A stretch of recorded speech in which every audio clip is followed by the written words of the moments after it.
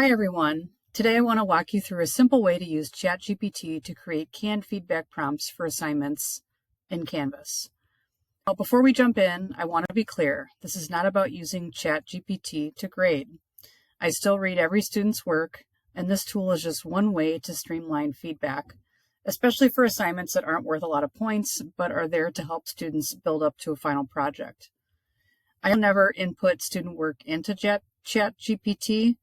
What I do is provide assignment instructions or general information about the assignment so that it can help me draft themes or sentence starters. Step 1, if you've never used ChatGPT before, don't worry, it's easy to access. In the last video that I made, I focused on using Microsoft Copilot. This time we're going to try a different tool, and that is using ChatGPT. I'm using the free version, which you can find. If you just Google ChatGPT, you can look in my search bar at the top. If you don't have an account, you can go ahead and create one for free. Once you're logged in, you'll see a chat box where you can enter prompts, and this is where we'll ask ChatGPT to help generate feedback themes. So let's get started, and I'll use an example from my course. This is what I would consider a really low stakes informal assignment for an education class that I'm teaching, but you can adapt it for any class. Let's start with, for it, I'll type in something like, I am an instructor providing feedback to my doctoral level students on a paper which is a rough draft of their theoretical framework that they will ultimately use as part of their first draft of chapters 1 through 3 in a few weeks. Identify some common themes in feedback and create structured sentence starters that I can then personalize for each student. Let's try that and see what it comes up with. Here we go. If I had an actual assignment, like this one is really informal. If I had a more formal one, so for example, if I were putting in the actual draft one, I could upload the file of the assignment in here and have it be better. But like I say, this one is low stakes and it's really informal. Let's just give it a try this way too. All right, it looks like it's finished here. One of the things that I like is that it has these headings on the top and some bullet points underneath. So the first one talks about clarity and coherence and gives some different examples. Alignment with research problem and questions, because it's really important that there's alignment that way. It gives some sample prompts for sentence starters. Justification for theory. Integration of literature. Your framework introduces relevant concepts, but integrating more sources would strengthen its foundation.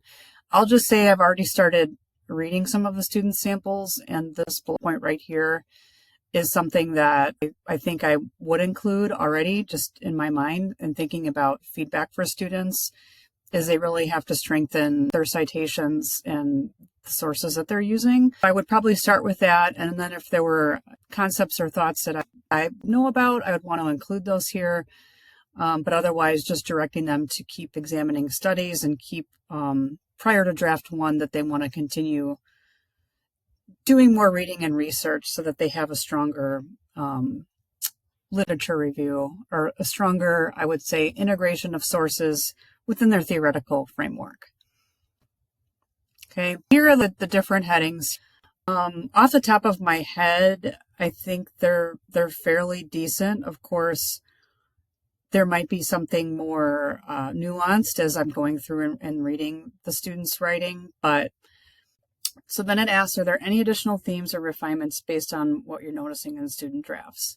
I'm trying to think in my head about any potential tweaks. It already has things like consider adding more sources. I'm trying to think of a tweak that I would ask it to make based off of this.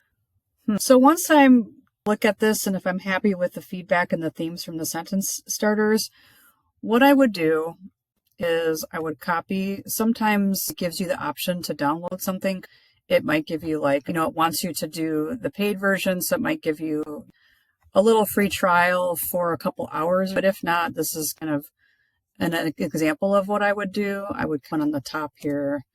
This is for UC 901, and this is specifically for the theoretical framework draft feedback. I want to make that a level 1 heading.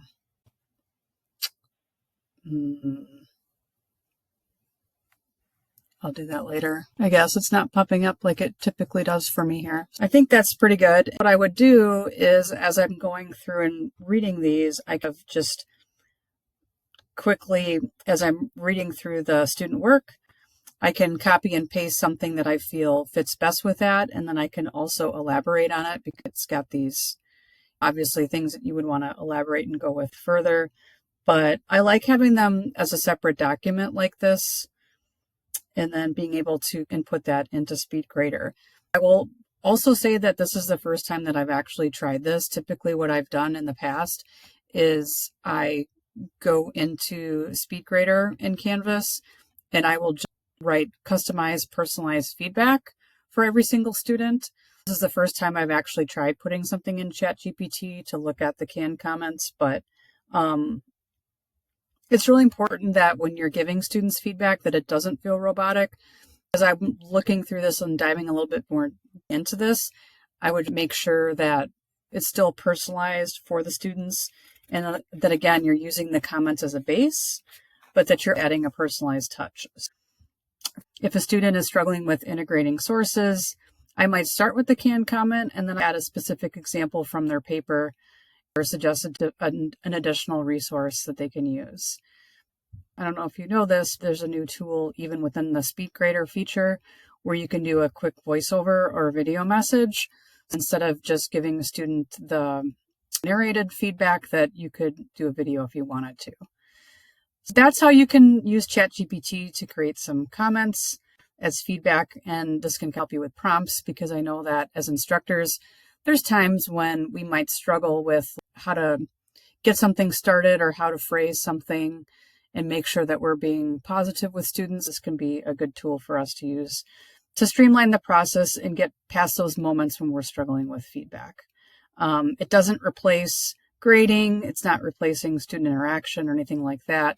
If anything, the idea of why I wanted to try it is just thinking about courses that have large enrollments, and if students aren't always getting feedback, that this could be a way to be helpful for people in terms of efficiency.